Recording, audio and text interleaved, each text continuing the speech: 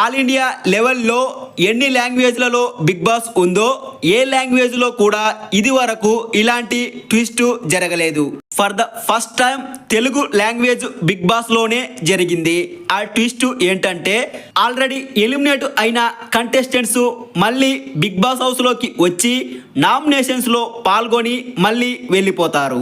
Big boss 8 తెలుగులో ఈ 12th week nominations లో ఎలిమినేట్ అయిన కంటెస్టెంట్స్ పాల్గొని ఒక్కొక్క ఎలిమినేట్ అయిన కంటెస్టెంట్స్ హౌస్ లోని ఇద్దరు కంటెస్టెంట్స్ ను నామినేట్ చేసి వెళ్ళిపోతారు.